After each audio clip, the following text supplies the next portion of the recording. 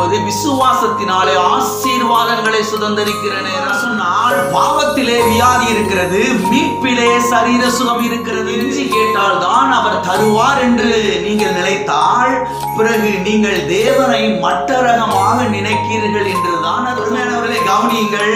மீட்பிலே பாவ மன்னிப்பும் மோட்சலோகம் போறது மாத்திரமல்ல, அதிலே சரீர சுகமும் அடங்கி இருக்கிறது. விசுவாசம் உங்களுக்கு வெற்றியை கொண்டு வராது. வசனத்தை குறித்த வெளிப்பாடு, சத்தியத்தை குறித்த வெளிப்பாடு தான் உங்களுக்கு வெற்றியை கொண்டு வரும். அருமையானவர்களே, கவனியுங்கள். தேவனை அறிகிற அறிவுக்குள்ளே தான் சகலவிதமான ஆசீர்வாதங்கள் நமக்கு அடங்கி இருக்கிறது. ஜெபம் என்பது கெஞ்சுகிற நேரம் கிடையாது. ஜெபம் என்பது தேவனுடைய வாக்கு தத்தங்களை தேவனுக்கு நினைப்பூட்டுகிற நேரம். அருமையானவர்களே, கவனியுங்கள். விசுவாசம் இல்லாமல் ஜெபம் வேலை செய்யாது. ஆனால் ஜெபிக்காமலேயே விசுவாசம் வேலை செய்யும். நாம் கர்த்தருடைய வார்த்தைக்கு செல்லுவோம், திருப்பிக் கொள்வோம். சங்கீதம் 27 சங்கீதம் 1வது வசனம். கர்த்தர் என் வெளிச்சமும் என் இரட்சிப்புமானவர், யாருக்கு பயப்படுவேன்? கர்த்தர் என் ஜீவனின் பெலனானவர், யாருக்கு அஞ்சுவேன்? கர்த்தர் என் ஜீவனின் பெலனானவர். கடந்த பல வாரங்களாக நேம்ஸ் ஆஃப் காட், தேவனுடைய நாமங்கள், தேவனுடைய நாமங்களை குறித்து நாம் தியானித்து கொண்டு வருகிறோம். நம்முடைய தேவனுக்கு சத்திய வேதத்திலே பல நாமங்கள் இருக்கிறது. Elohim, El Shaddai, Ebenezer, El Roi, Jehovah Rapha, Jehovah Nissi, Jehovah Jireh, Jehovah Shammah, Jehovah Shalom, Jehovah Tsidkenu, Jehovah Sabaoth, Immanuel, இயேசு என்று இப்படி நம்முடைய தேவனுக்கு சத்திய வேதத்திலே பல நாமங்கள் இருக்கிறது. அது மாத்திரமல்ல, அவருடைய ஒவ்வொரு நாமமும் அவருடைய சுபாவத்தை நமக்கு வெளிப்படுத்துகிறது, அவருடைய குணாதிசயத்தை நமக்கு வெளிப்படுத்துகிறது, அவருடைய தன்மையை நமக்கு வெளிப்படுத்துகிறது. அவர் எப்படிப்பட்டவர், அவர் என்ன செய்கிறார், அவரால் என்ன செய்ய முடியும் என்பதையெல்லாம் இந்த நாமங்கள் நமக்கு வெளிப்படுத்துகிறது. அவர் எவ்வளவு நல்லவர், அவர் எவ்வளவு பெரியவர், அவர் எவ்வளவு வல்லவர், அவர் எவ்வளவு உண்மையுள்ளவர் என்பதையெல்லாம் இந்த நாமங்கள் நமக்கு வெளிப்படுத்துகிறது. அவர் எவ்வாறு நம்மை போஷிக்கிறார், அவர் எவ்வாறு நம்மை பாதுகாக்கிறார், அவர் எவ்வாறு நம்மை நடத்துகிறார் என்பதையெல்லாம் இந்த நாமங்கள் நமக்கு வெளிப்படுத்துகிறது. அது மாத்திரமல்ல, இதிலே ஒரு சில நாமங்களை நாம் ஏற்கனவே பார்த்தோம்.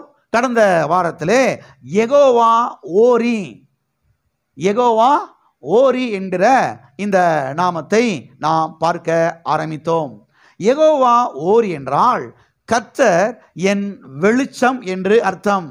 கர்த்தர் நமது வெளிச்சமாயிருக்கிறார், கர்த்தர் நம்முடைய ஒளியாயிருக்கிறார், கர்த்தர் நம்முடைய ஜோதியாயிருக்கிறார், கர்த்தர் நம்முடைய சுடராயிருக்கிறார், கர்த்தர் நம்மை பிரகாசிக்கிறவராயிருக்கிறார் என்று அர்த்தமாகும். இதிலே வெளிச்சம் என்றால் என்ன என்பதை நாம் பார்த்தோம். நாம் ஏன் ஜோதிகளை, சூரியனை, சந்திரனை, நட்சத்திரங்களை, பலவிதமான கோள்களை, ராசிகளை நாம் ஏன் வணங்குவது கிடையாது, நாம் ஏன் அவைகளை நமஸ்கரிப்பது கிடையாது, ஏன் அவைகளை நாம் ஆராதிப்பது கிடையாது என்பதை குறித்து நாம் கடந்த வாரத்திலே பார்த்தோம். பிறகு அவரே நம்முடைய விளக்கை ஏற்றுகிறபடியினாலே நாம் அவருக்கு விளக்கு போடுவது கிடையாது என்பதை குறித்து நாம் பார்த்தோம். அவர்தான் நமக்கு விளக்காக இருக்கிறார். ஆகவே நாம் குத்து விளக்கெல்லாம் கொண்டு போய் வச்சு தீரியெல்லாம் போட்டு எண்ணெயெல்லாம் ஊற்றி அவருக்கு விளக்கு போடுறது கிடையவே கிடையாது. அவர் தான் நம்முடைய விளக்கை ஏற்றுகிறார், அவர் தான் நம்முடைய விளக்கை ஏற்றுகிறார் என்பதை குறித்து நாம் பார்த்தோம். பிறகு நாம் எதை பார்த்தோம்? அவருடைய வெளிச்சத்திலே நாம் வெளிச்சம் காண்கிறோமே தவிர நம்முடைய வெளிச்சத்திலே அவர் வெளிச்சம் காண்கிறது கிடையவே கிடையாது. அவருடைய வெளிச்சம் தான் நமக்கு தேவை. நாமெல்லாம் டார்ச் லைட்டை தூக்கிட்டு போய் வச்சு ஆண்டவருக்கு லைட் அடிக்க போகிறோம், வெளிச்சம் கொடுக்க போகிறோம், அதில் அவர் வாழ போகிறாரு. இல்லை இல்லை இல்லை இல்லை, அவருடைய வெளிச்சத்தில் தான் நாம் என்ன செய்கிற வெளிச்சம் காண்கிறோம், அவருடைய வெளிச்சத்தில் நாம் பிழைக்கிறோம் என்பதை குறித்து நாம் பார்த்தோம். அதன் பிறகு இன்னொரு காரியத்தை நாம் பார்த்தோம். அது என்ன? யார் நம்முடைய வெளிச்சம் என்பதை குறித்து நாம் பார்த்தோம். ஆட்டுக்குட்டியானவரே நமக்கு வெளிச்சமாயிருக்கிறார். சூரியனும் சந்திரனும் தேவையில்லை. ஏனென்று சொன்னால் சூரியனையும் சந்திரனையும் படைத்த ஆட்டுக்குட்டியானவரே விளக்காயிருக்கிறார், வெளிச்சமாயிருக்கிறார் என்பதை குறித்து நாம் வெளிப்படுத்தின சுவிசேஷத்திலே பார்த்தோம்.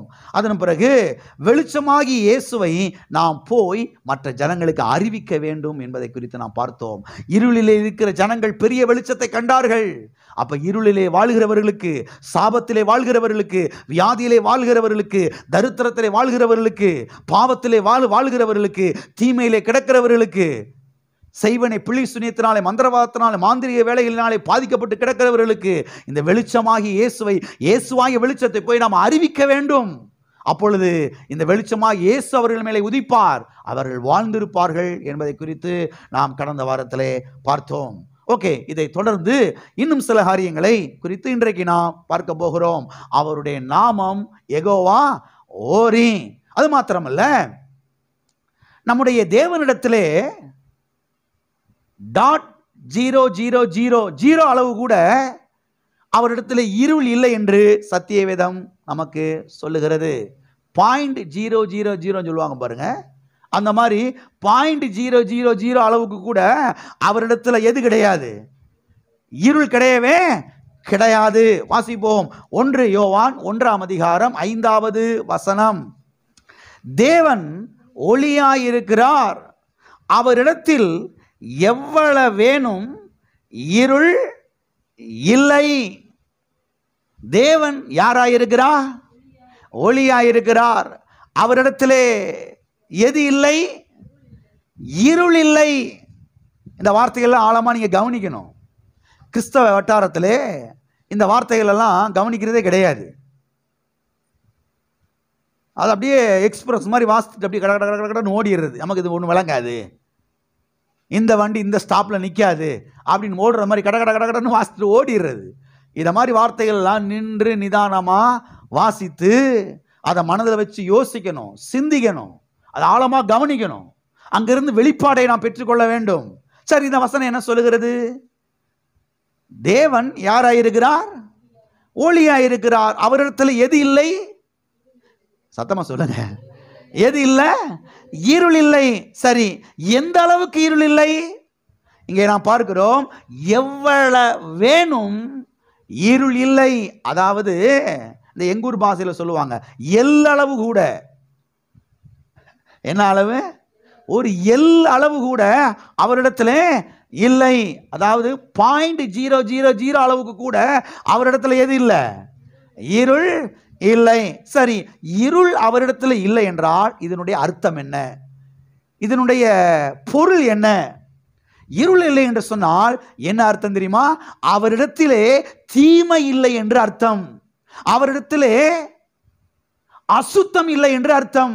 அவரிடத்திலே பாவம் இல்லை என்று அர்த்தம். அவரிடத்திலே சாபம் இல்லை என்று அர்த்தம். அவரிடத்திலே வியாதி இல்லை என்று அர்த்தம். அவரிடத்திலே தரித்திரம் இல்லை என்று அர்த்தம். அவரிடத்திலே சாபம் இல்லை என்று அர்த்தம். அவரிடத்திலே பகை இல்லை என்று அர்த்தம். எத்தனை புரிகிறது? இன்னைக்கு கிறிஸ்தவ மக்களே கூட அநேகர் என்ன யோசிக்கிறாங்க, கத்தட்ட தான் பிரத வியாதி இருக்குது, கத்தட்ட தான். அதுக்கு தான் அந்த வசனத்தில் ஆழமாக கவனிக்கணும்னு சொல்றேன் நான். அவரிடத்திலே எவ்வளவேனும் என்ன இல்லை? இருள் இல்லை. எல்லா அளவு கூட 0.00 அளவு கூட எது இல்லை? அதாவது இருள் இல்லைன்னா அவற்றை வியாதி இல்லை, அவற்றை தரித்திரம் இல்லை. எல்லாம் இருக்கிறீங்களா? இன்னைக்கு மக்கள் என்ன நினைக்கிறாங்க, கர்த்தர் தான் வியாதியை கொடுக்கிறாரு, கர்த்தர் தான் வியாதியை கொடுத்து எங்களை சோதிக்கிறாரு, கர்த்தர் தான் தரித்திரத்தை கொடுத்து எங்களை சோதிக்கிறாரு, கர்த்தர் தான் இப்படி எங்களுக்கு தீமையை கொடுத்து சோதிக்கிறார், கர்த்தர் தான் அடியனை இந்த பாதையில நடத்துகிறார். எந்த பாதையில? இந்த வியாதியின் பாதையில. அறிவு இல்லைன்னு அர்த்தம், புத்தி இல்லைன்னு அர்த்தம், வசனத்தை குறித்த வெளிப்பாடு இல்லைன்னு அர்த்தம். கர்த்தர் பாருங்க இங்க தெளிவாக சொல்லுகிறார் ஊழியக்காரன் மூலமாக, அவரிடத்துல எவ்வளவேனும் இருள், தூசி அளவு கூட அவர்கிட்ட வியாதி கிடையாது, தூசி அளவு கூட அவர்கிட்ட தரித்திரம் கிடையாது, தூசி அளவு கூட அவர்கிட்ட தீமை கிடையாது. அப்புறம் எப்படி அவர் தீமையை தருவாரு? அதனால தான் பாருங்க, மாம்சத்தில் வெளிப்பட்ட தேவனாகிய இயேசு கிறிஸ்து அவர் சொன்னார். மத்திய 7ஆம் அதிகாரத்தில் வாசிக்கிறோம், என்ன வாசிக்கிறோம்? நீ உன் பிள்ளைக்கு அப்பத்தை கேட்டா, நான் ஒரு வசனங்கள்லாம், முட்டையை கேட்டா, எல்லாம் இருக்கிறீங்களா? கல்லை கொடுப்பியா? தேலை கொடுப்பியா? பூரானை பிடிச்சி கொடுப்பியா? இந்தாடா 2 பாம்பு வச்சுக்க சாப்பிடு அப்படின்னு கொடுப்பியா? உனக்கே அறிவு இருக்குல்ல, ஓம் பிள்ளைக்கு நன்மையைத்தான் கொடுக்கணும், தீமையை கொடுக்கக்கூடாதுன்னு உனக்கே இவ்வளவு அறிவு உணர்வு இருக்கும்போது, பரலோக தகப்பன், நல்ல தகப்பன், அண்ட சராசரங்களை படைத்த தகப்பன், உனக்காக கல்வாரி சிலுவையில் ஜீவனை கொடுத்த தேவன், நான் உனக்கு எப்படி தீமையை கொடுப்பேன் நீ சொல்ற? நான் உனக்கு எப்படி வியாதியை கொடுப்பேன் நீ சொல்ற? வா நின்று உன் நியாயத்தை சொல்லு பார்ப்போம். என்கிட்ட பேசுன்னு கேட்கிறாரு கர்த்தர். வா சொல்லு, நிரூபிச்சு காமி அப்படின்னு கர்த்தர் கேட்கிறாரு. எல்லாம் இருக்கிறீங்களா? எப்படி நான் தீமையை தருவேன்னு சொல்றேன்? இல்லைங்க, ஐயர் வாழ பிரசங்கம் பண்ணாரு. ஐயர் வாழாது, ஐயர் இல்லாத வாழாது. வேத வசனத்தை கவனிக்கணும். எங்க பிஷப் சொன்னாரு, பிஷப்ல தூக்கி ஓர வைக்கணும், பிஷப்பாவது கசப்பாவது. வேத வசனத்தை கவனிக்கணும். அவரிடத்தில் எவ்வளவு வேணும், இருள் கிடையாது, இருள் கிடையாதுன்னு கிடையாது, அவ்வளவுதான். தீமை கிடையாதுன்னு தீமை கிடையாது, அவ்வளவுதான். வியாதி கிடையாதுன்னு வியாதி கிடையாது, அவ்வளவுதான். தரித்திரம் கிடையாதுன்னு தரித்திரம் கிடையாது, அவ்வளவுதான். அசுத்தம் கிடையாதுன்னு அசுத்தம் கிடையாது, அவ்வளவுதான். எல்லாம் இருக்கிறீங்களா? வேத வசனத்தை குறித்த தெளிவு இருக்கணும். இன்றைக்கு மக்கள் பாருங்க, அவங்க என்ன சொல்றாங்க? கர்த்தர் தான் வியாதியை தர்றாரு, கர்த்தர் தான் தரித்திரத்தை தர்றாரு அவங்க சொல்றாங்க. சரி, இப்ப நான் என்ன கேள்வி கேட்கிறேன்னா, சரி உங்க பிரகாரமே வருவோம். கர்த்தர் வியாதியை தர்றாருன்னு வச்சுக்கிறோம், தரித்திரத்தை தர்றாருன்னு வச்சுக்கிறோம். அப்ப அவர்கிட்ட எது இருக்குது? வியாதி தரித்திரம் இருக்குன்னு வச்சுக்கிறோம். இதை நான் இப்படி சொல்றேன். சத்தியவேதம் சொல்லுகிறது, அவர் பாவத்தை பாராத சுத்த கண்ணன், அவர் பாவத்தை பாராத சுத்த கண்ணன். இந்த வசனம் சொல்லுகிறது அவரிடத்துல எவ்வளவேன்னு இருள் இல்லை. அப்ப நீங்க சொல்ற பிரகாரம் பார்த்தா அவர்கிட்ட பாவம் இருக்குன்னு தான் அர்த்தம். எல்லாம் இருக்கிறீங்களா? இவங்க சொல்றது என்ன, எப்படி சொல்றாங்க? அவர்கிட்ட வியாதி இருக்குது, அதனால தான் வியாதியை தர்றாரு. அவர்கிட்ட தரித்திரம் இருக்கு, அதனால தான் தரித்திரத்தை தர்றாரு. இப்ப நான் என்ன கேட்கிறேன்னா, அப்ப அவர்கிட்ட பாவம் இருக்குன்னு அர்த்தமா? புரியுதா? அவர்கிட்ட பாவம் இருக்குதா? அப்ப நம்மளை பாவம் செய்ய வைக்கிறாரு அவரு. போ பாவம் செஞ்சுட்டு வா அப்படின்னு பாவத்தை 2 கிலோ தர்றாரா நமக்கு? அறிவோட யோசிக்கணும், அறிவோட சில காரியங்களை சிந்திக்கணும். அவர்கிட்ட பாவம் கிடையாது. அவர்கிட்ட பாவம் கிடையாதுன்னா அவர்கிட்ட தீமை கிடையாது. அவர்கிட்ட தீமை கிடையாதுன்னா வியாதி கிடையவே கிடையாது, தரித்திரம் கிடையவே கிடையாது. இந்த அஸ்திபாரத்தில் நின்றுக்கிட்டு ஜெபம் பண்ணாதான் ஜெபத்துக்கு பதில் வரும். சில காரியங்களை திட்டமாய் புரிந்து கொள்ளுங்கள். இந்த அஸ்திபாரத்தில் நிற்கணும். எந்த அஸ்திபாரம்? கர்த்தர் நல்லவர் என்கிற அஸ்திபாரம்.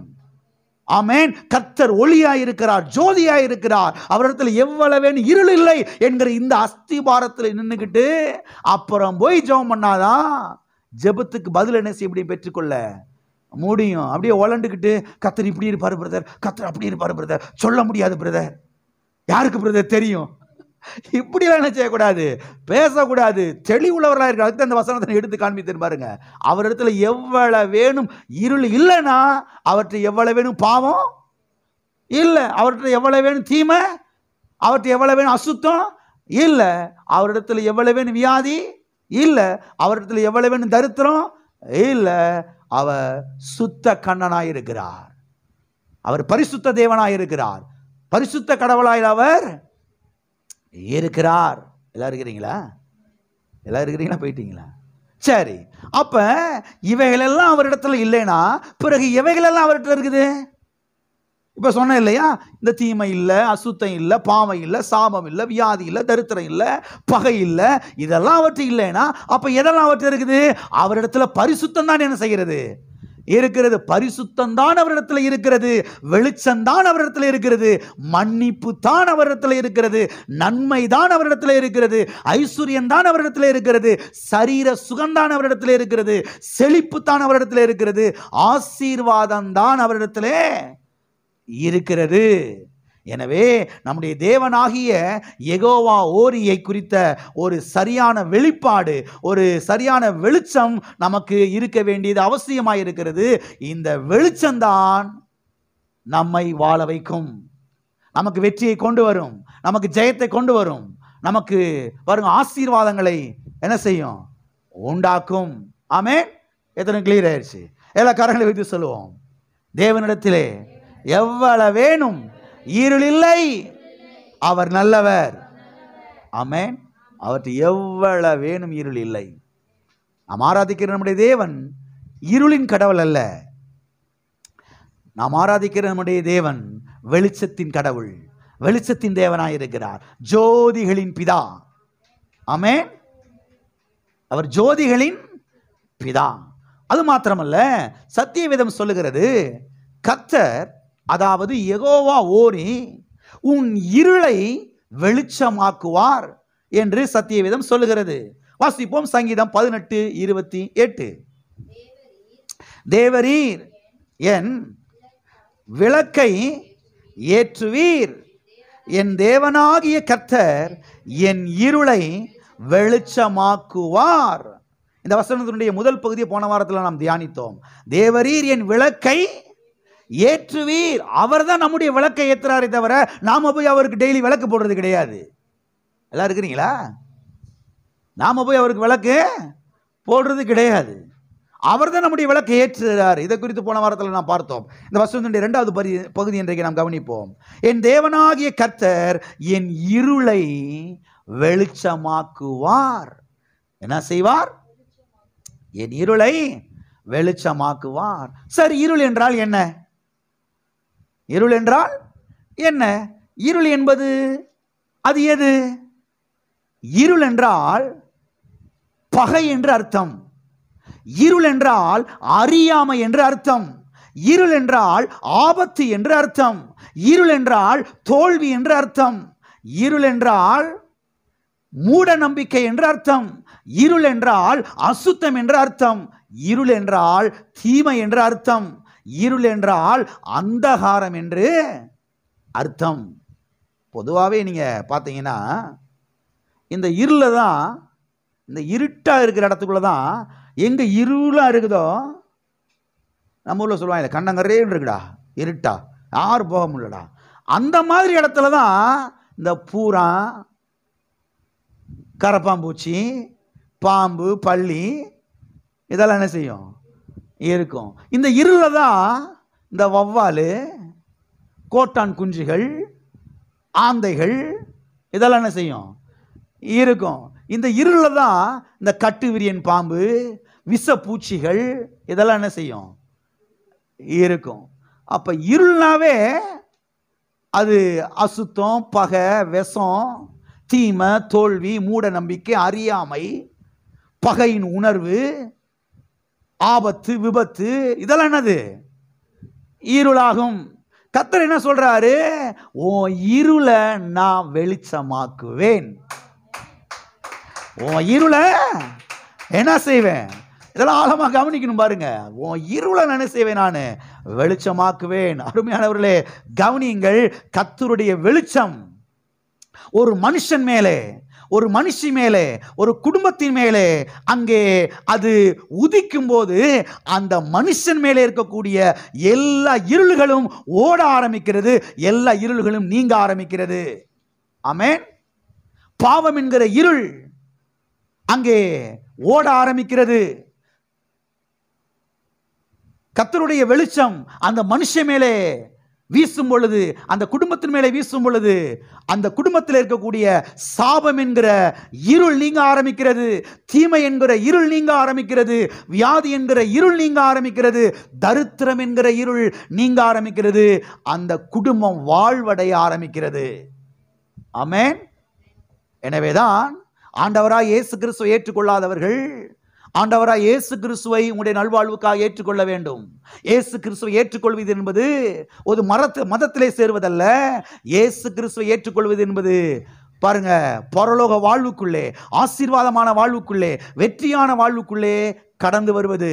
ஆண்டவராய் இயேசு கிறிஸ்துவை ஏற்றுக்கொள்ளும் பொழுது ஆண்டவராய் இயேசு கிறிஸ்து உங்களுடைய இருளை போக்குவார், உங்களுடைய சாபத்தை போக்குவார், உங்களுடைய தரித்திரத்தை போக்குவார், உங்களுடைய தீமைகளை போக்குவார், உங்களை வாழ வைப்பார். உங்கள் குடும்பத்தை ஆட்டி படைத்துக் கொண்டிருக்கிற அந்த பிசாசின் கிரியைகள் நீங்க ஆரம்பிக்கிறது.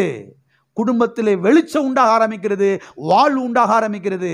ஆகவே ஆண்டவராய் இயேசு கிறிஸ்துவை ஏற்றுக்கொள்ளாதவர்கள் ஆண்டவராய் இயேசு கிறிஸ்துவை ஏற்றுக்கொள்ளுங்கள். ஆகவே இந்த வசனம் என்ன சொல்லுகிறது? கர்த்தர் உன் இருளை என்ன செய்வார்? வெளிச்சமாக்குவார். ஆமென். கர்த்தர் உன் வெளிச்சத்தை இருளாக்கி போட்டு விட்டுருவாரு. போ, இதோட ஓடிப்போ. அப்படி இல்லை. மக்கள், கிறிஸ்தவ மக்கள் என்ன சொல்றாங்க? கர்த்தரதா நீ இப்படி ஆக்கிட்டாரு. இவங்க சொல்றது எப்படி இருக்குது?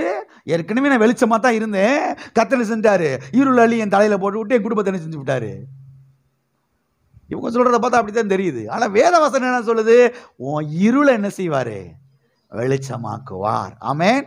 எத்தனை பேர் இயேசு ஆண்டவரை ஏற்றுக்கொண்டிருக்கிறீங்க? அப்ப கர்த்தர் உங்க இருளை என்ன செய்திருக்கிறார்? வெளிச்சமாக்கி இருக்கிறார். எல்லா காரணங்களையும் வைத்து சொல்லுவோம், கர்த்தர் என் இருளை வெளிச்சமாக்கி இருக்கிறார். ஆமென். அது மாத்திரமல்ல, ஆதியாகமம் 1ஆம் அதிகாரத்திலே நீங்கள் பார்த்தீர்கள் என்று சொன்னால், கர்த்தர் வெளிச்சத்தையும் இருளையும் வெவ்வேறாக பிரித்தார் என்று நாம் வாசிக்கிறோம். கர்த்தர் பாருங்க, இந்த வசனத்தை அப்படியே எனக்கு வெளிச்சம் போட்டு காமிச்சாரு. அநேக முறை வாசித்திருக்கிறேன். ஆனால் அன்னைக்கு பாருங்க, அப்படியே இதை தியானித்து கொண்டிருக்கும்போது டக்குன்னு கர்த்தரை நீ ஆதியாகமத்துக்கு போக வச்சு அந்த வசனத்தை பாரு அப்படின்னு. கர்த்தர் வெளிச்சத்தையும் இருளை என்ன செஞ்சாரு? வெவ்வேறாக பிரித்த. ரெண்டு ஒண்ணா இருக்கக்கூடாது. ரெண்டு ஒண்ணா இருக்கக்கூடாது. பிரிக்கிறாரு. வாசிங்க ஆதியாகமம் 1ஆம் அதிகாரம் 4ஆம் வசனம். ஆதியாகமம் 1:4. வெளிச்சம் நல்லது என்று தேவன் கண்டார், வெளிச்சத்தையும் இருளையும் தேவன் வெவ்வேறாக பிரித்தார். தேவன் வெளிச்சத்தை இருளை என்ன செய்கிறாரு? வெவ்வேறாக பிரிகிறார். எதை எதையும் பிரிக்கிறாரு? வெளிச்சத்தையும் இருளையும் வெவ்வேறாக பிரிகிறாரு. சரி, எதெல்லாம் வெளிச்சம், எதெல்லாம் இருள்? இதை கொஞ்சம் என்ன செய்ய வேண்டியிருக்குது? நாம கவனிக்க வேண்டியது இருக்குது. இதை கொஞ்சம் புரிந்து கொள்ள வேண்டியது அவசியமா இருக்கிறது. தேவன் வெளிச்சத்தை இருளை வெவ்வேறாக பிரித்தார். சரி, எதெல்லாம் வெளிச்சம், எதெல்லாம் இருள்? எதெல்லாம் வெளிச்சம் தெரியுமா? எதெல்லாம் இருள் தெரியுமா? அன்பு என்றாலே அது வெளிச்சம்தான். பகை என்றாலே அது இருளுதான். செழிப்பு என்றாலே அது வெளிச்சம்தான். வறுமை என்றாலே அது இருளுதான். சுகம் என்றாலே அது வெளிச்சம்தான். வியாதி என்றாலே அது இருள்தான். பாதுகாவல் என்றாலே அது வெளிச்சம்தான். விபத்து என்றாலே அது இருள்தான். ரட்சிப்பு என்றாலே அது வெளிச்சம்தான். பாவம் என்றாலே அது இருள்தான். ஞானம் என்றாலே அது வெளிச்சம்தான். அறியாமை என்றாலே அது இருள்தான். பரிசுத்தம் என்றாலே அது வெளிச்சம்தான். அசுத்தம் என்றாலே அது இருள்தான். விடுதலை என்றாலே அது வெளிச்சம்தான். சிறையிருப்பு என்றாலே அது இருள்தான். எனக்கு புரிகிறது. எனவே தேவனுடைய பிள்ளைகள் இருளை விரும்பக்கூடாது, வெளிச்சத்தை தான் என்ன செய்ய வேண்டும்? விரும்ப வேண்டும். வெளிச்சத்தை தான் விரும்ப வேண்டும் என்று சொல்லும் பொழுது எதை விரும்ப வேண்டும்? மன்னிப்பை விரும்ப வேண்டும், சுகத்தை விரும்ப வேண்டும், செழிப்பை விரும்ப வேண்டும், ஆரோக்கியத்தை விரும்ப வேண்டும், வெற்றியை விரும்ப வேண்டும், சமாதானத்தை விரும்ப வேண்டும், பரிசுத்தத்தை விரும்ப வேண்டும், விடுதலையை விரும்ப வேண்டும். அப்ப தேவனுடைய பிள்ளைகள் வியாதியை விரும்பக்கூடாது, சுகத்தை தான் விரும்ப வேண்டும், பகையை விரும்பக்கூடாது, மன்னிப்பை தான் விரும்ப வேண்டும், வறுமையை விரும்பக்கூடாது, செழிப்பை தான் விரும்ப வேண்டும், அசுத்தத்தை விரும்பக்கூடாது, பரிசுத்தத்தை தான் விரும்ப வேண்டும், சாபத்தை விரும்பக்கூடாது, ஆசீர்வாதத்தை தான் விரும்ப வேண்டும். எத்தனை பேர் வெளிச்சத்தை விரும்புறீங்க? ஆமென். எல்லா கரங்களை வைத்து சொல்லுவோம், நான் வெளிச்சத்தை விரும்புகிறேன், நான் சரீர சுகத்தை விரும்புகிறேன், நான் மன்னிப்பை விரும்புகிறேன், நான் செழிப்பை விரும்புகிறேன், நான் ஆசீர்வாதத்தை விரும்புகிறேன், நான் பரிசுத்தத்தை விரும்புகிறேன், நான் நன்மையை விரும்புகிறேன். ஹல்லேலூயா. இதெல்லாம் விரும்பணுங்க, இதெல்லாம் ஆசைப்படணும். என்ன செய்யணும்? எதையும் ஆசைப்படக்கூடாது பிரதர். சன்னியாசியா போக வேண்டியதான், பரதேசி பண்டாரமா போக வேண்டியதான். எதையும் ஆசைப்படக்கூடாது பிரதர். இதெல்லாம் ஆசைப்படணுங்க. வெளிச்சத்தை என்ன செய்யணும்? விரும்பணும். பரிசுத்தத்தை விரும்பணும், நன்மையை விரும்பணும், ஆசீர்வாதத்தை விரும்பணும், செழிப்பை விரும்பணும். எல்லாம் இருக்கிறீங்களா? வேதத்தில் பார்க்கிறோம், ஆசீர்வாதத்தை அவன் விரும்பாமல் போனான், அது அவனுக்கு தூரமாய். சில ஆட்கள் பாருங்க, பைபிளை திறந்து வச்சுக்கிட்டு முட்டாள்தனமா சில காரியத்தை பிரசங்கம் பண்ணிக்கிட்டு இருக்காங்க பாருங்க. அதெல்லாம் செழிப்பெல்லாம் இருக்கக்கூடாது. என்ன இருக்கக்கூடாது? கஞ்சிக்கு இல்லாமையே பட்னியாவே கிடந்துன்னு செய்யணும், சாகணும்னு சொல்றாங்க போல. அவங்க நல்லா சாப்பிடணுங்க, நல்லா ஆரோக்கியமா இருக்கணும், நல்லா சுகமா இருக்கணும். அப்பதான் கர்த்தருடைய நாமம் என்ன செய்யும்? தேசத்துல மகிமைப்படும். 24 நேரம் படுத்தே கிடந்தோம்னா வியாதியா? கர்த்தருடைய நாமம் என்ன செய்யாது? மகிமைப்படாது. நல்ல சுகமா இருக்கிறத விரும்பணும், நல்ல ஆரோக்கியமா இருக்கிறத விரும்பணும். வயசானாலும் ஆரோக்கியமா இருக்கணும். வயசானாலும் நல்ல ஆரோக்கியம், திடகாத்திரமா ஆக்டிவா இருக்கணும். அதெல்லாம் விரும்பணும், ஆசைப்படணும். ஆமே. நான் எதையும் விரும்ப மாட்டேன் பாஸ்டர், நான் ஆண்டவருக்காக எல்லாத்தையும் விட்டு விட்டேன். அப்புறம் ஊருக்குள்ள குடியிருக்கிற போயிட வேண்டியது, அவுட்டர்ல காட்டுக்குள்ள சொல்லிக்கிட்டே இங்க குடியிருக்கிறது. போயிட வேண்டியது ஏதோ ஒரு மரத்துக்கடியில் உட்காந்துக்கிட்டு. இல்லை இருக்கிறீங்களா, போயிட்டீங்களா? பேசுறதெல்லாம் தத்துவம் பேசுறது, ஆனா 3 நேரம் மூக்கு பிடிக்க உட்காந்து தின்றது. இருக்கிறீங்களா, போயிட்டீங்களா? பேசுறதெல்லாம் சன்னியாசி மாதிரி பேசிவிட்டு மூக்கு பிடிக்க 3 நேரம் என்ன செய்யறது? சாப்பிட்றது. தெளிவுள்ளவர்களாக இருக்கணும். எதை விரும்பணும், எதை விரும்பக்கூடாது, எதை அரவணைத்து கொள்ளணும், எதை வெறுக்கணும். கர்த்தர் யார்? கர்த்தர் நமக்கு என்ன வைத்திருக்கிறார் சம்பாதித்து கல்வாரி சிலுவையின் மூலமாக? இதெல்லாம் கவனிக்கணும். கவனிச்சு அதெல்லாம் விசுவாசத்தினால என்ன செய்ய வேண்டும்? சுதந்திரிக்க வேண்டும். எத்தனை சுதந்திரிக்கலாம் நினைக்கிறீங்க? ஆமே. அது மாத்திரமல்ல, நாம் எரிந்து பிரகாசிக்கிற விளக்காய் இருக்க அழைக்கப்பட்டிருக்கிறோம் என்று சத்தியவேதம் நமக்கு சொல்லுகிறது. நாம் எப்படி பிரகாசிக்க வேண்டும்? எரிந்து பிரகாசிக்கணும். அப்படியே மங்கி மங்கி மங்கி அப்படியே அணைந்து போகக்கூடிய ஒரு விளக்கு என்ன செய்யக்கூடாது? நாம இருக்கக்கூடாது. நாம எரிந்து பிரகாசிக்கிற விளக்காய் என்ன செய்ய வேண்டும்? இருக்க வேண்டும். வாசிப்போம். ஏசாயா தீர்க்கதரிசன புஸ்தகம் 60ஆம் அதிகாரம் 1வது வசனம். எழும்பி பிரகாசி, உன் ஒளி என்ன செய்தது? வந்தது. கர்த்தருடைய மகிமை உன்மேல் உதித்தது. எது உன் மேல உதித்தது? கர்த்தருடைய மகிமை, God's glory. அவருடைய மகிமை, அவருடைய பிரகாசம் உண்மையில என்ன செய்தது? உதித்தது. எழும்பி பிரகாசி. என்ன செய்ய? எழும்பி பிரகாசி. எது உன்மேல் வந்தது? உன் ஒளி உன்மேல் வந்தது. சரி, உன்மேல் வந்த அந்த ஒளி யார்?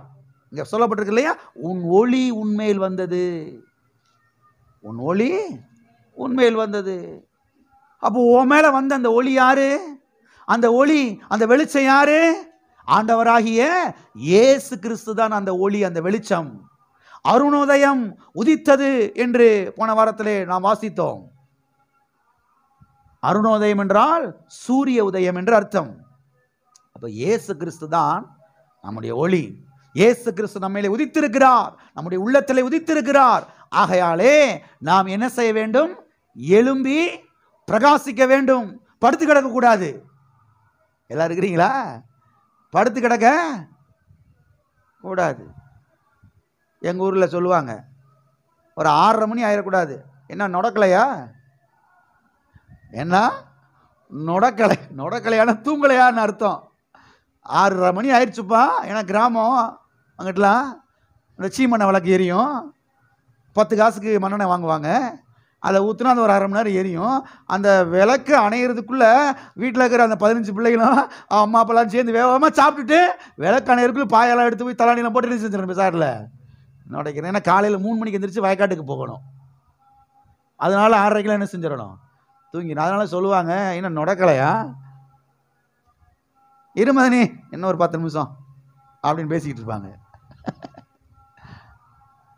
நம்ம ஆட்கள் பாருங்க, கிறிஸ்தவ மக்கள் நொடங்கிடுறாங்க. அப்படியே போய் என்ன செஞ்சிடறாங்க, நொடங்கிடுறாங்க. கர்த்தர் சொல்றாரு, உன் மேல ஒளி உதிச்சிருக்குது, பிரகாசம் உன் மேல இருக்குது, நீ வீடை பூட்டிக்கிட்டு நொடக்கி விட்டுக்கிட்டு செய்யாத, கிடக்காத, எழும்பி பிரகாசி, எழும்பி போய் அநேக ஜனங்களுக்கு சுவிசேஷத்தை அறிவி, என்னுடைய அன்பு அறிவி, என்னுடைய கல்வாரி சிலுவைய அறிவி, நான் பட்ட பாடுகளை அறிவி, அநேக ஜனங்கள் மேல நான் உதிக்கணும், அந்த குடும்பம் வாழணும், அந்த குடும்பம் கட்டி எழுப்பப்படணும்.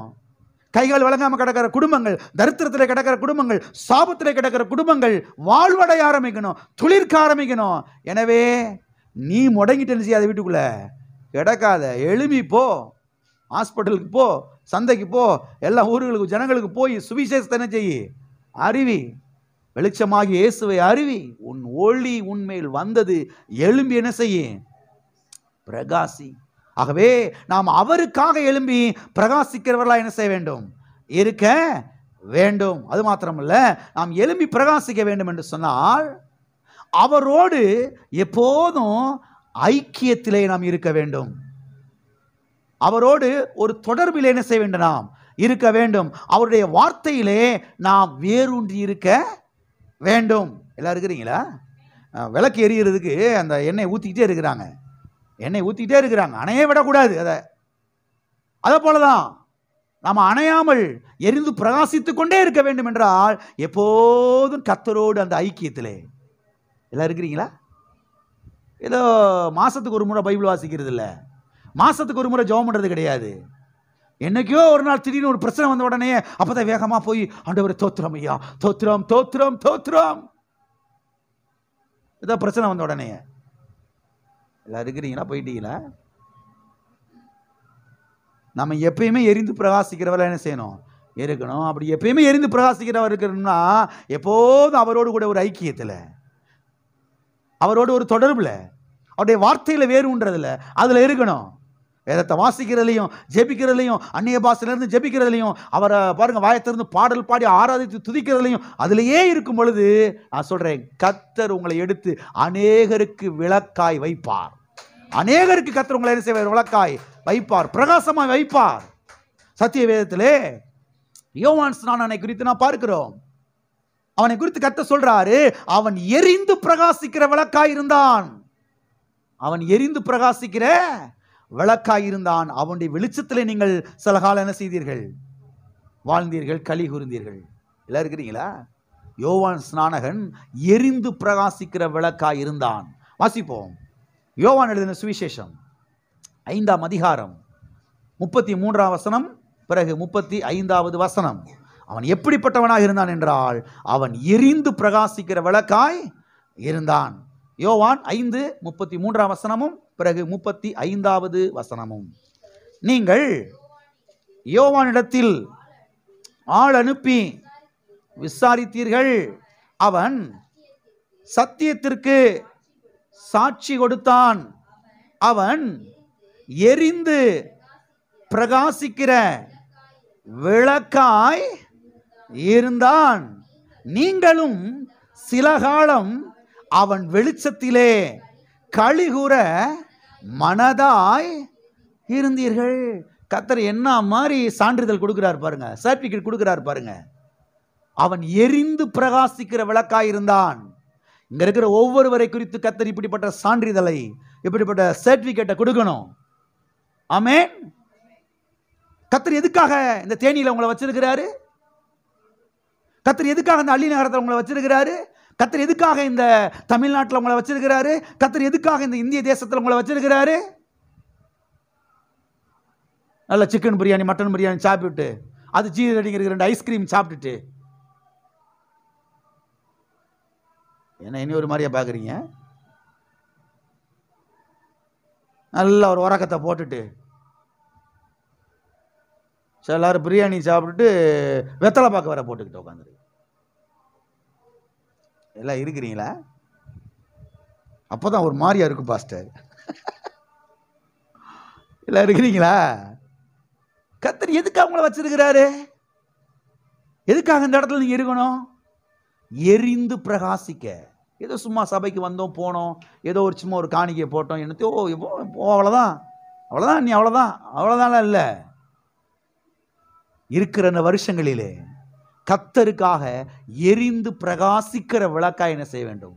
இருக்க வேண்டும். ஆமென். மலை மேல் இருக்கிற பட்டணம் மறைந்திருக்க மாட்டாது. ஆமென். கர்த்தர் சொன்னாரு, நீங்கள் பூமிக்கு வெளிச்சமாய் இருக்கிறீர்கள். வாசித்திருக்கிறீங்களா? நீங்க பூமிக்கு யாரா இருக்கிறீங்க? வெளிச்சமா இருக்கிறீங்க. அநேகர் பாருங்க வெளிச்சத்தை நோக்கி ஓடி வரணும். உங்கள் மூலமாய் அநேகர் கர்த்தரண்டையில வரணும். உங்கள் மூலமாய் அநேகர் வாழ்வடையணும். ஆமென். உங்கள் மூலமாக அநேகருடைய விளக்கு ஏற்றப்பட வேண்டும். எல்லாம் இருக்கிறீங்களா?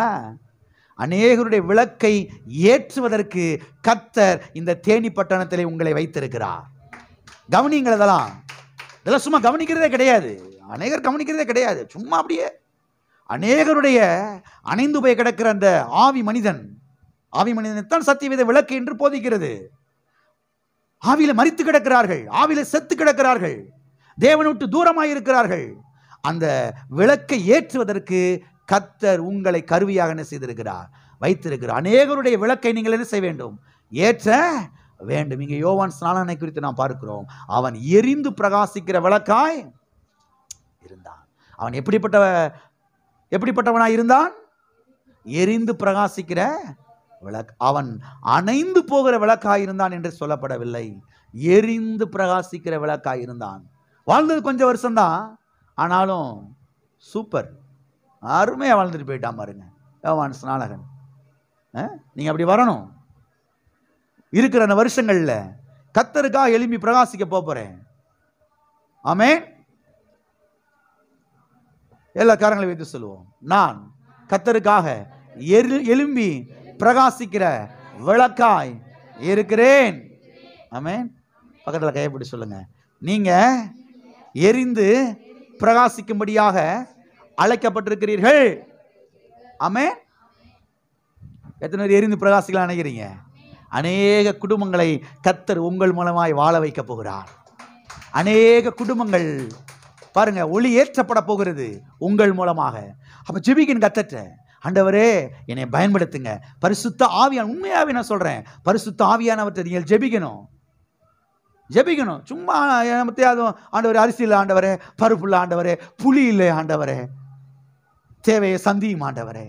எந்த நேரமும் அரிசி பருப்பு புளி இதுலயே உக்காந்துக்கிட்டு இருக்கக்கூடாது. இதெல்லாம் தாண்டி ஒரு டாப் ஆஃப் ப்ரேயர், ஒரு ஹை லெவல் ப்ரேயருக்குள்ள வரணும்.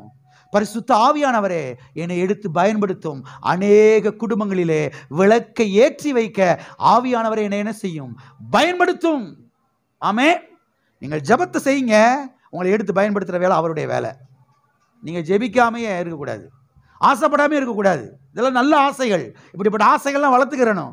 ஆசைகளாக நான் வெறுத்துட்டேன் பாஸ்டர், குத்துக்கல்லா, இந்த ஆசையெல்லாம் வரணுங்க. எல்லாம் இருக்கிறீங்களா? போயிட்டீங்களா? அநேக குடும்பங்களை கத்தா ஒளி ஏற்றுவிக்க என்னை பயன்படுத்துங்க ஆண்டவரே. யாரோ ஒருத்தர் என்னைக்கோ வந்து சுவிசேஷத்தை எனக்கு அறிவிச்சனால தான் ஏன் அணைந்து கிடந்த விளக்கு என்ன செய்யப்பட்டிருக்கிறது? இன்னைக்கு ஏற்றப்பட்டிருக்கிறது. இன்னைக்கு என் மூலமா அநேக விளக்குகள் என்ன செய்யப்பட வேண்டும்? ஏற்றி வைக்கப்பட வேண்டும். குடும்பங்கள் ஒளி ஏற்றப்பட வேண்டும். ஆவியானவரே என்னை பயன்படுத்தும். உள்ள ஒரு தாகம் பற்றி எரிய வேண்டியது அவசியமாக இருக்கிறது. ரத்தத்தில் இது ஊற வேண்டியது அவசியமாக இருக்கிறது. ஆமென். அது மாத்திரமல்ல, கர்த்தருடைய வார்த்தை நமக்கு தீபமாய் இருக்கிறது, கர்த்தருடைய வார்த்தை நமக்கு வெளிச்சமாய் இருக்கிறது என்று சத்தியவேதம் போதிக்கிறது. வாசிப்போம். சங்கீதம் 119 105. உம்முடைய வசனம் என் கால்களுக்கு தீபமும் என் பாதைக்கு வெளிச்சமுமாய் இருக்கிறது. உம்முடைய வசனம் என் கால்களுக்கு தீபமும். எது தீபமாய் இருக்கிறது? உம்முடைய வசனம். எது பாதைக்கு வெளிச்சமாய் இருக்கிறது? உம்முடைய வசனம், உம்முடைய வார்த்தை. உம்முடைய வார்த்தை தான் தீபமாய் இருக்கிறது. உம்முடைய வார்த்தை தான் வெளிச்சமாய் இருக்கிறது. அருமையானவர்களை கவனியுங்கள்.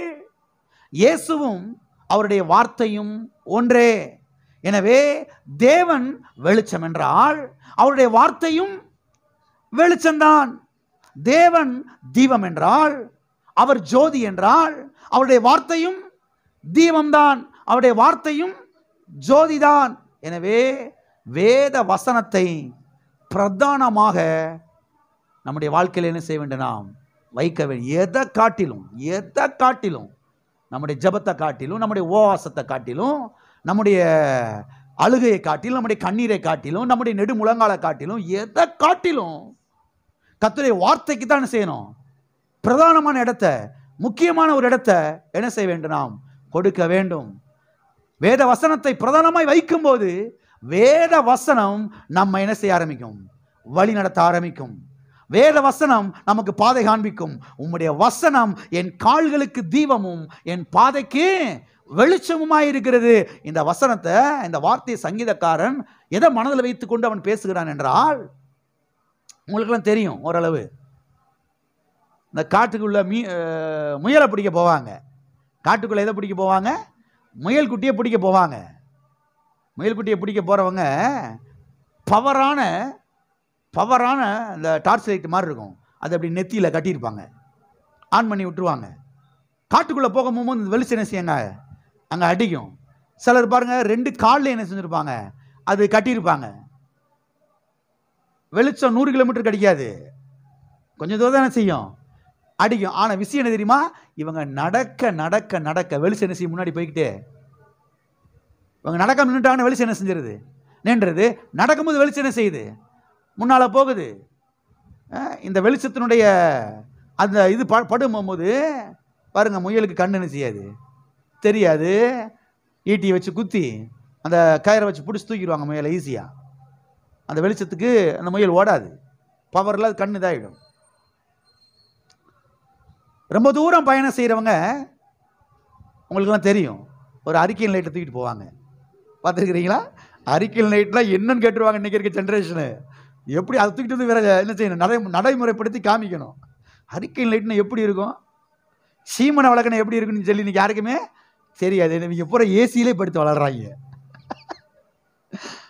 அதனால் அவங்களுக்கு தெரியாது. பழைய ஆளுகளுக்கெல்லாம் தெரியும். அரிக்கன் லைட் இருக்கு இல்லையா, அதை தூக்கிட்டு போவாங்க. அப்புறம் கொஞ்சம் வளர்ந்ததுக்கு பிறகு இந்த பேட்டரி லைட்டெல்லாம் நெத்தியில் கட்டிக்கிட்டு காலில் கட்டிட்டு அப்படி போவாங்க. ரொம்ப தூரம் பயணம் செய்கிறவங்க போவாங்க. நடக்க இந்த வெளிச்சம் முன்னாடி என்ன செய்யுது? போய்கிட்டே இருக்குது. எல்லாம் இருக்கிறீங்களா? கர்த்தருடைய வசனம் நம்முடைய கால்களுக்கு தீபமும் நம்முடைய பாதைக்கு வெளிச்சமுமாய் இருக்கிறது. அதை மனதில் வச்சுட்டு நம்ம பேசுகிறான். அப்போ கர்த்தர் வெளிச்சம் போட்டு காமிக்கிறார், இப்படி போகும்போது தான் அடுத்த வெளிச்சத்தை போடுவார், போகும்போது தான் அடுத்த வெளிச்சத்தை காமிப்பார். எதுவுமே ஜெயமா அங்கனே நின்றுக்கிட்டு இருந்தா அடுத்து என்ன செய்யாது? எத்தனைக்கு புரியுது? கர்த்தர் சொல்ற காரியத்துக்கு கீழ்ப்படியலைன்னா அடுத்து கர்த்தர் என்ன செய்ய மாட்டார் நம்மளை. கவனியுங்கள், உம்முடைய வசனம் என் கால்களுக்கு தீபமும் என் பாதைக்கு வெளிச்சமுமாய் இருக்கிறது. அப்ப கர்த்தருடைய வசனம் நமக்கு வெளிச்சமாக தீபமாக இருக்கிறது. அது நமக்குள்ளே இருக்கிறது. பாருங்க, வசனத்துக்கு கீழ்ப்படியும் பொழுது கர்த்தருடைய வசனம் நம்ம என்ன செய்யறது? அப்படியே டைரக்ஷன் பண்ணி நம்மை நடத்துகிறது. ஆமென். எனவே தான் எதை காட்டிலும் எதுக்கு அதிகமான முக்கியத்துவத்தை கொடுக்கணும்? கர்த்தருடைய வார்த்தைக்கு முக்கியத்துவத்தை கொடுக்கணும். மக்கள் பாருங்க, வசனத்துக்கு முக்கியத்துவம் கொடுக்கிறதே கிடையாது. வசனமாவது ஒன்னாவது, வார்த்தையாவது ஒன்னாவது. எங்க சபை உபதேசம் தான் எங்களுக்கு முக்கியம். எது முக்கியம்? எங்க சபை உபதேசம். உங்க சபையில என்ன உபதேசம்? உங்க சபையில என்ன உபதேசம்? இப்படி மீட் பண்ணிக்கிறாங்க. பைபாஸில் வந்து மீட் பண்ணிக்கிறாங்க எல்லாரும், அங்கங்க இருக்கிறவங்கெல்லாம். அங்கே ஒரு கமிட்டி நடக்கும். ஒன்னத்துக்குமே பிரயோஜனம் இல்லை. வசனம்தான் நமக்கு எல்லாம். கர்த்தருடைய வார்த்தை தான் நமக்கு எல்லாம். ஆகவே வசனத்தை பற்றி கொள்ளுங்கள், வசனத்தை பிடித்துக் கொள்ளுங்கள், வசனத்தை இருதயத்தில் வையுங்கள். இந்த வசனம் உங்களுக்கு என்ன செய்ய ஆரம்பிக்கும்? வழிகாட்டும், டைரக்ஷன் கொடுக்கும். இப்படி போ, இப்படி போகாத, இங்கே போகாத, இங்கே ஆபத்து இருக்குது, இதை ஜூஸ் பண்ணாத, வேணாம் கெட்டு போயிடுவேன், இதை ஜூஸ் பண்ணு, இதை ரெடி பண்ணு, இப்படி போ, இதில் இன்வெஸ்ட்மெண்ட் பண்ணு, இதை முதலீடு பண்ணு, இதை செய், வெற்றி பெறுவ. கர்த்தருடைய வார்த்தை என்ன செய்யுது? அப்படியே நம்மளை டைரக்ஷன் காமிக்குது, அப்படி வழி நடத்துது. ஆகையால் தான் எதை காட்டிலும் கர்த்தருடைய வார்த்தைக்கு என்ன செய்யணும்? அதிகமான முக்கியத்துவத்தை கொடுக்க வேண்டும். பக்கத்தில் கைப்பட்டு சொல்லுங்க, எதை காட்டிலும் கர்த்தருடைய வார்த்தைக்கு அதிகமான முக்கியத்துவத்தை கொடுங்கள். ஆமென். வாசிப்போம். சங்கீதம் 119 130. உம்முடைய வசனத்தின் பிரசித்தம் வெளிச்சம் தந்து பேதைகளை உணர்வுள்ளவர்களாய் ஆக்கும். உம்முடைய வசனத்தின் பிரசித்தம் வெளிச்சம் தந்து. எது வெளிச்சம் தந்து? உம்முடைய வசனத்தின் பிரசித்தம் வெளிச்சம் தந்து யாரை உணர்வுள்ளவனாய் ஆக்கும்? இங்கே நாம் பார்க்கிறோம், பேதைகளை, பேக்குகளை. பேதைனா என்ன? பேக்குனா என்ன? நம்ம ஊர்ல சொல்லுவாங்களே, ஏ கூறு கட்ட கழுத, கூறு இல்லாம எப்படி பண்ணிக்கிட்டு திர்ற, கூறு இல்லையா, ஏன் அப்படி செஞ்சுக்கிட்டு திர்ற அப்படின்னு வாங்க பாருங்க. அப்படின்னா என்ன அர்த்தம்? ஒன்றும் தெரியாத பச்சை பிள்ளைன்னு அர்த்தம். ஒன்றும் தெரியாத பச்சை பிள்ளைன்னு அர்த்தம். ஆளுதான் வளர்ந்துருக்குது, 35 வயசு ஆயிடுச்சு, 60 வயசு ஆயிடுச்சு, ஒன்று என்ன செய்யலை, தெரியலை. அவங்க தான் யாரு? பேக்குகள், பேதைகள், ஒன்றும் அறியாதவர்கள். அப்போ கர்த்தருடைய வசனம் என்ன பண்ணுதான்? இந்த பேக்குகளை, இந்த பேதைகளை, இந்த ஒன்றும் அறியாதவர்களை ஞானியாக்குதான், விவரம் தெரிஞ்ச ஆட்களை மாற்றுதான். ஏ அப்பா, ஏண்டா ஒன்றும் தெரியாதவனா இருந்தான், என்ன மாதிரி வந்துட்டான் பாடுறா, இவையெல்லாம் பிளப்பானான்னு நம்ம யோசித்தோம், இவையெல்லாம் வந்துடுவான்னு நினச்சோம், வந்துட்டானோட ஆளு. எப்படி வந்தான்? வசனத்தை கவனித்தபடினாலே, வசனத்துக்கு முக்கியத்துவம் கொடுத்தபடினாலே, சபைக்கு வந்து வசனத்தை வாஞ்சையாய் கேட்டபடினாலே, வசனத்தை பாருங்க தாகத்தோடு வாஞ்சித்து அதை குடித்தபடினாலே, இந்த வசனம் உள்ள போய் உள்ள இருக்கக்கூடிய எல்லா பேக்குத்தனத்தை வெளியே பத்திருச்சு, எல்லா பேதத்தனத்தை வெளியில் பத்திருச்சு, ஒன்றும் விவரம் தெரியாத காரியத்தில் வெளியே பத்திருச்சு. இப்போ இவங்களை எப்படி ஆக்கிருச்சு? ஞானியாக, புத்திமான்களாக, விவேகிகளாக என்ன செய்து விட்டது? மாற்றி விட்டது. எனவே தான் எதை காட்டிலும் எதுக்கு முக்கியத்துவத்தை கொடுக்கணும்? நான் சொல்கிறேன், வார்த்தைக்கு முக்கியத்துவம் கொடுங்க. வார்த்தையில் மணிக்கணக்கில் தியானமாக இருங்க. வாழ்க்கையில் ஷைன் பண்ணணுமா, வெற்றி பெறணுமா, ஜெயிக்கணுமா, செழிப்படையணுமா, வாழ்வடையணுமா, வார்த்தையில் என்ன செய்யுங்க, வாங்க. பல நூற்றாண்டுகளுக்கு முன்பதாக சங்கீதக்காரனுக்கு இந்த விவரம் விளங்கிருச்சு. அதனால தான் அவன் சொல்கிறான், கர்த்தருடைய வேதத்திலே பிரியமாயிருந்து இரவும் பகலும் அதில் தியானமாயிருக்கிற மனுஷன் அவன் தான் ஆசீர்வதிக்கப்பட்டவன்.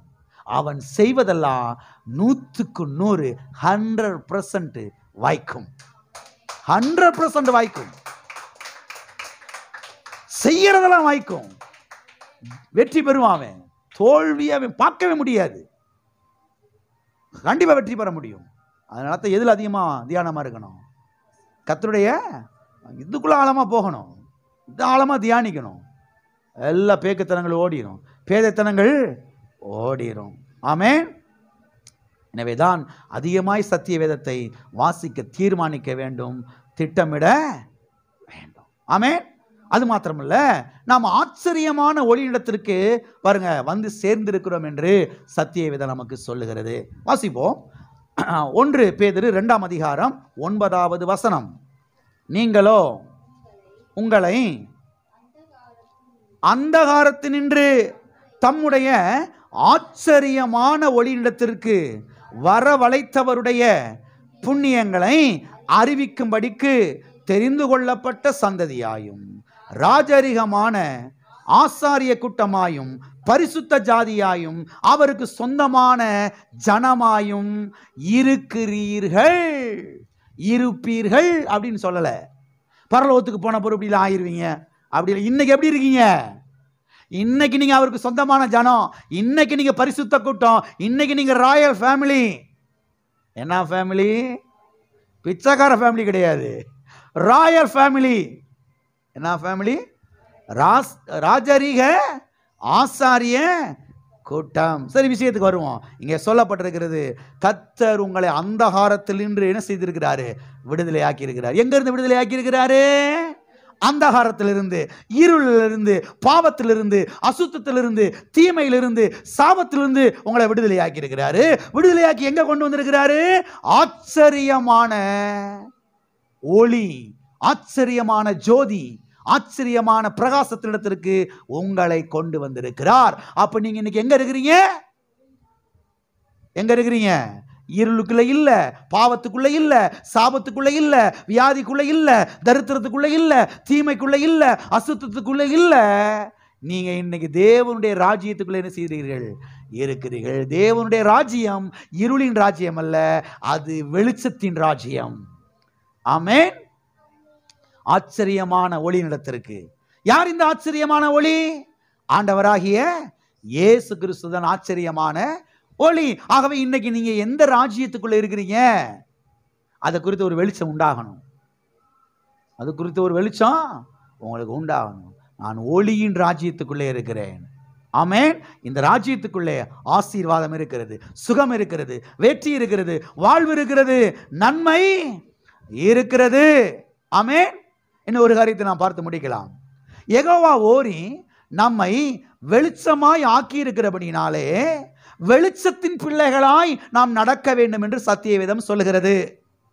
கர்த்தர் நம்மளை எப்படி ஆக்கியிருக்கிறாரு? வெளிச்சத்தின் பிள்ளையாய் ஆக்கியிருக்கிறார். முதல்ல என்ன பிள்ளையாய் இருந்தோம்? இருளின் பிள்ளையாய் இருந்தோம், அந்தகாரத்தின் பிள்ளையாய் இருந்தோம், பாவத்தின் பிள்ளையாய் இருந்தோம், சாபத்தின் பிள்ளையாய் இருந்தோம். இன்னைக்கு கர்த்தர் நம்மளை எப்படி ஆக்கியிருக்கிறாரு? வெளிச்சத்தின் பிள்ளையாய் ஆக்கியிருக்கிறாரு. எனவே இன்னைக்கு நாம வெளிச்சத்தின் பிள்ளைகளாய் என்ன செய்ய வேண்டும்? நடக்க வேண்டும். வாசிப்போம். எபேசியர் 5ஆம் அதிகாரம் 8வது வசனம். முற்காலத்தில் நீங்கள் அந்தகாரமாயிருந்தீர்கள், இப்பொழுதோ கர்த்தருக்குள் வெளிச்சமாய் என்ன செய்கிறீர்கள்? இருக்கிறீர்கள். வெளிச்சத்தின் பிள்ளைகளாய் நடந்து கொள்ளுங்கள். எப்படி நடந்து கொள்ளுங்கள்? வெளிச்சத்தின் பிள்ளைகளாய். முற்காலத்தில் நீங்க எங்க இருந்தீங்க? அந்தகாரத்துக்குள்ள இருந்தீங்க, இருளுக்குள்ள இருந்தீங்க. இப்பொழுதோ கர்த்தருக்குள் வெளிச்சமாய் இருக்கிறீர்கள், கிறிஸ்துவுக்குள்ளே வெளிச்சமாய் இருக்கிறீர்கள். எனவே வெளிச்சத்தின் பிள்ளைகளாய் என்ன செய்து கொள்ளுங்கள்? பழைய குப்பை மாதிரி நடக்கக்கூடாது, பழைய சுப்பை மாதிரி நடக்கக்கூடாது. ஏதா இருக்கிறீங்களா? ரட்சிக்கப்படுறதுக்கு முன்னதாக எப்படி இருந்தோம்? குப்பனு சுப்பனு மாடசாமியுமா இருந்தோம். அப்படின்னு செய்யக்கூடாது, இருக்கக்கூடாது. கொஞ்சமாவதும் எப்படி நடக்கணும்? ரட்சிக்கப்பட்டது மாதிரி என்ன செய்யணும்? நடக்கணும். ஊருக்குள்ள, உலகத்துக்குள்ள, கிராமத்துக்குள்ள, வீட்டில், சந்தில், நம்ம வாழ்கிற ஏரியாவில் கொஞ்சமாவதும் எப்படி இருக்கணும்? சில ஆட்கள் பாருங்க, ரட்சிக்கப்பட்டது சிம்டம்ஸை என்ன செய்யலை, பழைய ரவுடி மாதிரியே வாழ்றது. ரவுடி ராக்காயின்னு வாங்கி பாருங்க, அந்த மாதிரியே ரவுடி மாதிரியே தெருவுக்குள்ள பேசுறது, ரவுடி மாதிரி நடக்கிறது, சண்டீர் மாதிரி என்ன செய்யறது, எல்லா பஞ்சாயத்துக்கு போய் நிற்கிறது, குழாய் சண்டை, தண்ணி, எல்லா சண்டைக்கு என்ன செய்யறது, இவங்க தான் பஞ்சாயத்து தலைவர். யாரு? அக்கா இல்லாம தெருவுக்குள்ள என்ன செய்யாது எதுவும். என்ன இனி ஒரு மாதிரியா பாக்குறீங்க? கொஞ்சமா ஒரு வாயடக்கம், கொஞ்சமாவதும் ஒரு டிசிப்ளினு, ஒரு ஒழுக்கம், ஒரு நாகரிகம், ஒரு பரிசுத்தம், ஒரு ஒழுக்கம், ஒரு ஞானம், அதெல்லாம் கிடையவே. கர்த்தர் சொல்றாரு, நான் உன்னை வெளிச்சமாக்கி இருக்கிறேன், நான் ஒளியை ஆக்கி இருக்கிறேன், கொஞ்சமாவது வெளிச்சத்தின் பிள்ளை என்ன செய்ய, நடந்து கொள். வாசிங்க 1 தெசலோனிக்கேயர் 5ஆம் அதிகாரம் 5வது வசனம். நீங்கள் எல்லாரும் வெளிச்சத்தின் பிள்ளைகளும் பகலின் பிள்ளைகளுமாய் இருக்கிறீர்கள். நாம் இரவுக்கும் இருளுக்கும் உள்ளானவர்கள் அல்லவே. எதற்கு உள்ளானவர்கள் அல்லவே? இரவுக்கும் இருளுக்கும் உள்ளானவர்கள் அல்லவே. நீங்கள் எல்லாரும் வெளிச்சத்தின் பிள்ளைகளும் பகலின் பிள்ளைகளுமாய் இருக்கிறீர்கள். எல்லாம் சொல்லுங்க, நான் வெளிச்சத்தின் பிள்ளை, நான் பகலின் பிள்ளை. நான் வெளிச்சத்தின் பிள்ளையா இருக்கிறபடினாலே நான் வெளிச்சத்திலே நடக்கிறேன். ஆமென். கொஞ்சமாவது எப்படி இருக்கணும்? கொஞ்சமாவது பரிசுத்தமாக வாழ்றதுக்கு என்ன செய்யணும்? முயற்சி எடுக்கணும். கொஞ்சமாவது பரிசுத்தமாக பேசுறதுக்கு என்ன செய்யணும்? முயற்சி எடுக்கணும். கொஞ்சமாவதும் புரியுதா புரியலையா? ஆமென். முயற்சி எடுக்கணும். அந்த சிம்டம்ஸே, ரட்சிக்கப்பட்ட அந்த சிம்டம்ஸே, நான் இயேசுவை ஆண்டவரை ஏற்றுக்கொண்டிருக்கிறேன் என்கிற அந்த ஒரு அறிகுறியே இல்லாத மாதிரி என்ன செய்யக்கூடாது? வாழக்கூடாது. வசனத்தை கேட்டு கேட்டு, வார்த்தை கேட்டு கேட்டு, வசனத்தை கேட்டு உள்ளே போய் அனுப்பி, எல்லாத்தையும் அனுப்பி கொஞ்சம் கொஞ்சமாய் கொஞ்சம் கொஞ்சமாய் கொஞ்சம் கொஞ்சமாய் மாறிக்கொண்டே என்ன செய்ய வேண்டும்? வர வேண்டும்.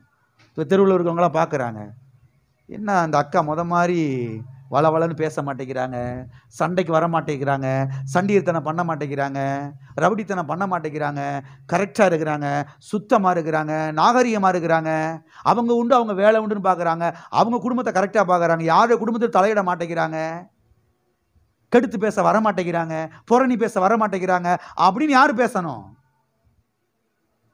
நம்ம தான் அந்த சங்கத்தில் போய் மெம்பர் ஆயிட்டோமே. புரணி பேசுகிற சங்கத்தில் போய் இன்னும் சங்கத்துல இருந்து வெளியே வரல. கையெழுத்து போட்டு ரசிக்கப்பட்டு 15 வருஷம் ஆயும் எல்லாம் இருக்கிறீங்களா? போயிட்டீங்களா? அந்த சங்கத்திலிருந்து வெளியில் என்ன செய்யல? வரல. அப்புறம் எப்படி குடும்பம் வாழ்வடைய ஆரம்பிக்கும்? தலைக்க ஆரம்பிக்கும்? ஆசீர்வாதம் உண்டாக ஆரம்பிக்கும்? நான் சர்ச்சுக்கு வந்தேன், ஒன்றும் என்ன செய்யலை. நீங்கள் அந்த சங்கத்திலிருந்து முதல் வெளியே வரலையே. எந்த சங்கத்திலிருந்து இருக்கிறீங்களா? கர்த்தர் சொல்றாரு, நீ பகலின் பிள்ளை, நீ வெளிச்சத்தின் பிள்ளை. வெளிச்சத்தின் பிள்ளையா என்ன செய்து கொள்ளுங்கள்? நடந்து கொள்ளுங்கள். ஆமென். ஆகவே அவருடைய நாமம் யெகோவா ஓரி, கர்த்தர் நமது வெளிச்சமாய் இருக்கிறார். ஆமென். எல்லாரும் எழுப்பி நிற்போம், நாம் ஜெபிப்போம். அடுத்த வாரத்தில் இன்னொரு நாமத்தை குறித்து நாம் பார்க்கலாம். ஹalleluya. எல்லார் கரங்களை உயர்த்தி கர்த்தருக்கு நன்றி செலுத்துவோம். தகப்பனே, இன்றைக்கு என் கூட பேசி இருக்கிறீர்ப்பா. கர்த்தாவே, இன்றைக்கி என் கூட இடைப்பட்டு இருக்கிறீர். இந்த வார்த்தைகளெல்லாம் இன்றைக்கி எனக்காக, இந்த வார்த்தைகளெல்லாம் எனக்காகப்பா. நான் வாழ்கிறதுக்காக, நான் ஜெயிப்பதற்காக, நான் வெற்றி பெறுவதற்காக, நான் நல்லா இருக்கிறதுக்காக. கர்த்தாவே, நீ நல்ல தேவன். உங்கள்கிட்ட தீமை இல்லை, உங்கள்கிட்ட இருள் இல்லை, உங்கள்கிட்ட வியாதி இல்லை, உங்களிடத்துல தரித்திரம் இல்லை. ஆண்டவரே, நீ நன்மையை மாத்திரம் தருகிற தேவன், அப்பத்தை மாத்திரம் தருகிற தேவன், சுகத்தை மாத்திரம் தருகிற தேவன், ஆசீர்வாதத்தை மாத்திரம் தருகிற தேவன். ஓ ஸ்தோத்திர ஆண்டவரே, நீர் பரிசுத்த தேவன். உங்கள்கிட்ட தீமை இல்லை, உங்கள்கிட்ட வியாதி இல்லைப்பா. நீ நல்லவராயிருக்கிறீர். இல்லாத ஒன்றை எனக்கு தரமாட்டீர். கர்த்தாவே, கல்வாரி சிலுவையின் மூலமாக நீர் ஏராளமான ஆசீர்வாதங்களை சம்பாதித்து வைத்திருக்கிறீர். அதை நான் உடைய வார்த்தையின் மூலமாய் சுதந்திரிக்க உதவி செய்யும். வெளிச்சத்தின் பிள்ளையாய் நடக்க, வெளிச்சத்தின் பிள்ளையாய் வாழ எனக்கு உதவி செய்யும். பரிசுத்த ஆவியானவர் எனக்கு உதவி செய்யும். வெளிச்சமாகி உம்மை அநேகருக்கு போய் நான் அறிவிக்க, அந்த குடும்பங்களிலே விளக்கை ஏற்றி வைக்க என்னை பயன்படுத்தும். அப்படிப்பட்ட ஒரு ஜெபத்தை ஏறிடுங்க. உண்மையாகவே ஜெபத்தை ஏறிடுங்க. என்னை பயன்படுத்துங்க ஆவியானவரே. அநேக குடும்பங்களிலே விளக்கை ஏற்றி வைக்க என்னை பயன்படுத்துங்க ஆவியானவரே. மங்கி கிடக்கிற குடும்பம், எரிந்து கிடக்கிற குடும்பம், பட்டு போய் கிடக்கிற குடும்பம், கர்த்தாவே, அது விளக்கேற்றப்பட வேண்டுமே, வாழ்வடைய வேண்டுமே, அங்கே வெளிச்சம் உதிக்க வேண்டுமே. ஓ ஸ்தோத்திரம். நீதியின் சூரியனாகிய இயேசுவே, நீர் அந்த குடும்பங்களிலே உதிக்க வேண்டுமே. ஹalleluya. என்னை பயன்படுத்தும், என்னை பயன்படுத்தும். வெளிச்சத்தின் பிள்ளையாய் வாழ எனக்கு உதவி செய்யும். சாட்சியாய் வாழ எனக்கு உதவி செய்யும். ஹalleluya. பிதாவே, இயேசு நாமத்தில் உம்முடைய சமூகத்தில் நாங்கள் வருகிறோம். ஆசீர்வதிக்கப்பட்ட அந்த நல்ல வேலைக்காக நன்றி. பரிசுத்த ஆவியானவரே, எங்களை ஒப்புக் கொடுக்கிறோம், எங்களை தாழ்த்துகிறோம். பரிசுத்த ஆவியானவரை நீர் எங்களை வழிநடத்தும். ஓ பிள்ளைகளை நீ ஆட்கொண்டு நடத்தும் ஆண்டவரே. உமக்காக எடுத்து நிறுத்தும், பயன்படுத்தும். உடைய திட்டங்கள் பிள்ளைகளுடைய வாழ்க்கையில் நிறைவேறுவதாக. உம்மை குறித்தான ஒரு வெளிப்பாடை பெற்றுக்கொண்டு அந்த அஸ்திபாரத்தில் நின்று ஜெபித்து ஜெபத்துக்கான பதிலை பெற்றுக்கொள்ள பிள்ளைகளுக்கு நீர் உதவி செய்யும். பிள்ளைகள் வாழ்ந்திருக்கட்டும். இயேசு நாமத்தில் பிதாவே. என் ஆத்துமாவே கர்த்தரை ஸ்தோத்திரி, என் முழு உள்ளமே அவருடைய பரிசுத்த நாமத்தை ஸ்தோத்திரி. என் ஆத்துமாவே கர்த்தரை ஸ்தோத்திரி, கர்த்தர் செய்த சகல உபகாரங்களையும் மறவாதே. நம்முடைய கர்த்தராகிய இயேசு கிறிஸ்துவின் கிருபையும் பிதாவாகிய தேவனுடைய அன்பும் பரிசுத்த ஆவியானவருடைய ஐக்கியமும் இப்போதும் எப்போதும் நாம் அனைவரோடும் கூட சதா காலங்களில்